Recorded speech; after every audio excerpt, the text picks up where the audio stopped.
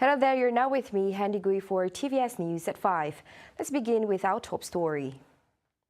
Innovation is a major driving force of long-term economic growth and sustainable development. Direction of innovation matters, in which technical change is not neutral and hence bears significant social, economic and environmental development implications. How we can promote innovation in Sarawak. My wish is for that to come up with a framework where we can promote this culture of innovation and facilitate innovation in Sarawak. The minister reiterated that post-COVID-19, it is important to master the science, technology and innovation STI. Hence, the people need to equip themselves with relevant fields, as this effort will subsequently drive the state economic activity, which in turn also benefit the people as a whole. This seminar is timely. It is very crucial for us now because the economy has been badly affected, especially with the pandemic caused by COVID-19. And we have to face the challenges. He said so when officiating a science, technology and innovation seminar on Thursday, August 11th.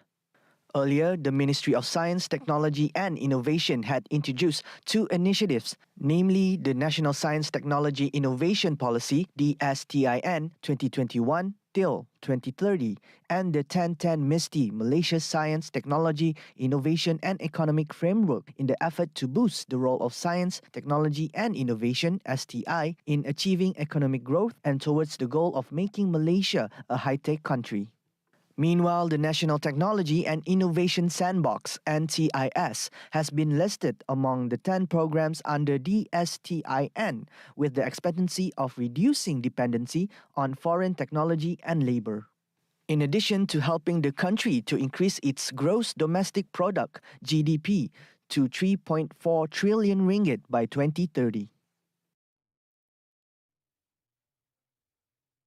Now, in the face of rising property prices, the Sarawak government has taken several steps to assist B40 home buyers, including allocating 40 million ringgit per year to assist with down payments. Premier of Sarawak, Datuk Patinggi Tan Sri Abang Johari Tunopeng said the aid gives B40 home buyers a 10,000 ringgit down payment for loans through Mutiara Mortgage and Finance, or MMF, a state-owned financing agency. Adding to that, the Premier said if the loan for purchasing is processed by MMF, it also means it offers loans to B40 home buyers at a 1% interest rate. He said so when officiating at the Sarawak Housing and Real Estate Developers Association SHIDA Annual Dinner and Excellence Awards 2022 on Wednesday night, August 10th. Apart from that, Abang Johari said the real estate industry is also not left behind, as the state government is aware of the difficulties faced by the property sector. Hence, several measures were also taken to assist them. Also present during the event were Deputy Premier Datuk Seri Dr. Sim Kui Hian, SHIDA President Augustine Wong, SHIDA Excellence Awards Organising Chairman Datuk Alex Ting, and SHIDA Annual Dinner Organising Chair Angie Kueh.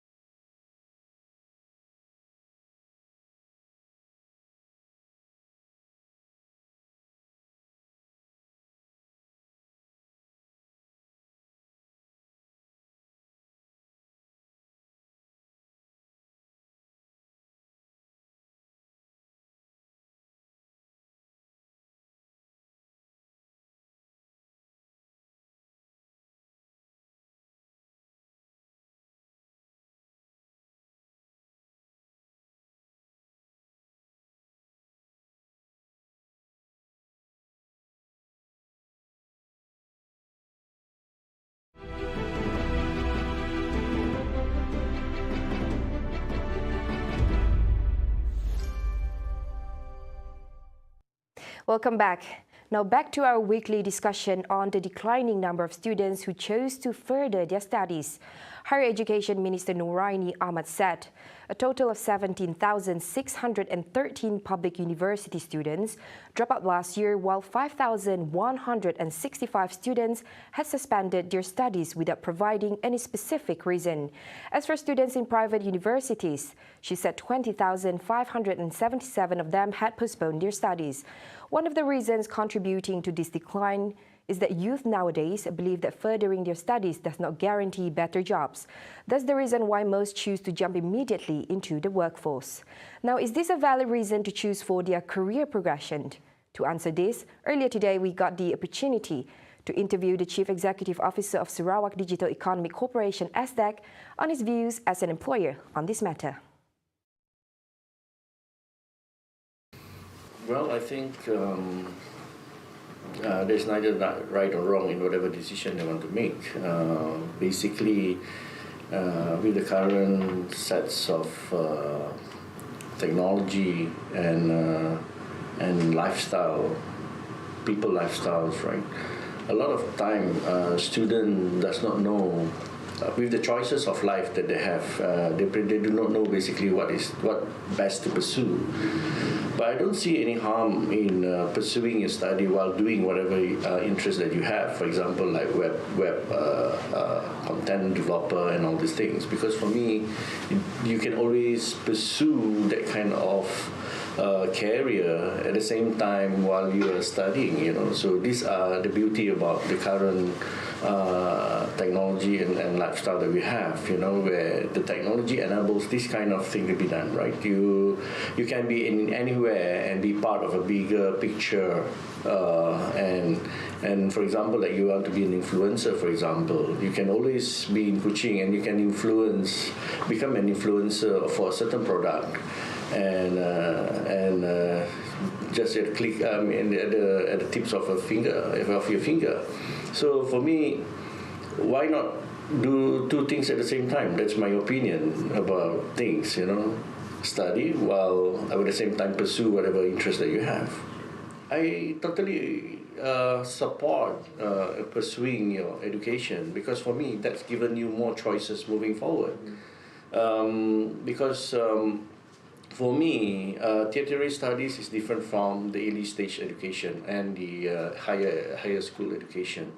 When you go into universities, the way you approach your studies and the way you manage your life. Right. So it's also teaching you the way of life, way forward, right? So I think, yes, there are many things that you learn from higher learning institutions, not just talking about subject, but we also talk about how you behave as a citizen, as a what I call responsible person. I think these are the things that you can look forward. These are the things that you can also learn in higher institutions. Okay, for you.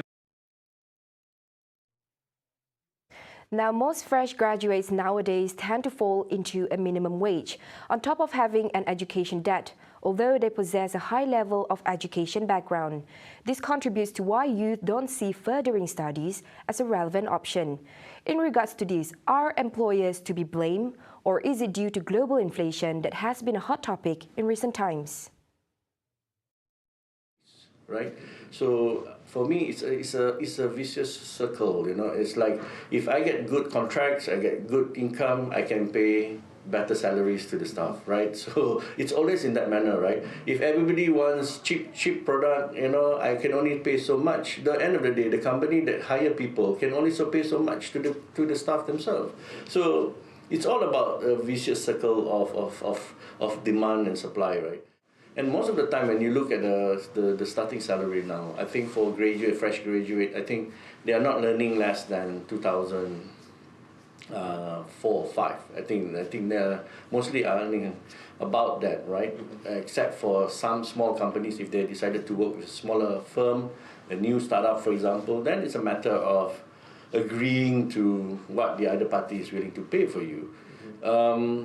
That's why I felt that, it's so much about if the government if the government decision to increase the income capita for each individual, we have to look into all this, you know, increase productivity, increase output, then we have more cake to share with the employee and the staff.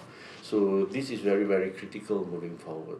It's not, inflation happens from time to time. Of course, inflation provided less job opportunity, right? I think then there are many, graduates that find difficult to find jobs, right? And then end up they might be doing something that they don't want to do, right? That's what I think. Then they become the issue of why I spend so much in universities. I end up doing nothing, doing not what I'm supposed to do. I think that's the most cases that I'm seeing at the moment, right? There's a lot of smaller opportunity. But then again, that's the job of the government, right? Trying to create more jobs, right? So that there's more job opportunity for everybody, right? So that the better the economy performs, then the more company that can sprout out, then the more job opportunity for other people. For graduates. The labor industry has grown extremely competitive in recent years. Now, what are the optimum hiring criteria most employers seek? Employees with an education background or employees with years of experience? If you ask me, end of the day, it goes back to the criteria of selections, right? In most of the time, if you are referring to me, myself, right, the organization that I'm running at the moment, we take people based on their aptitude and their attitude.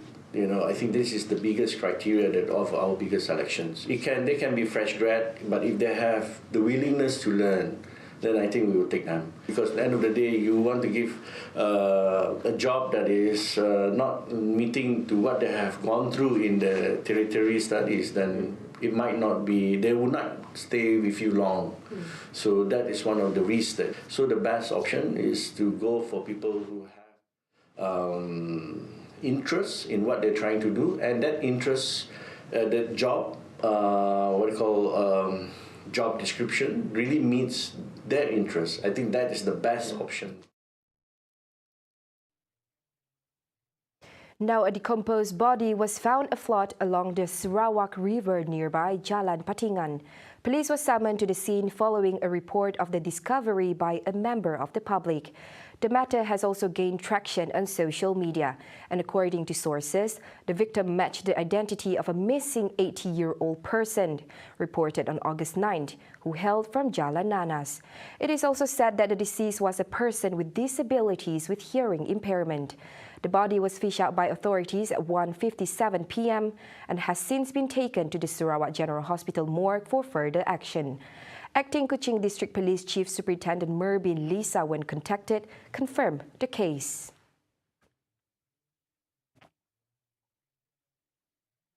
That's all the time we have for TVS News at 5. I'm Handy Gui. Thank you for watching.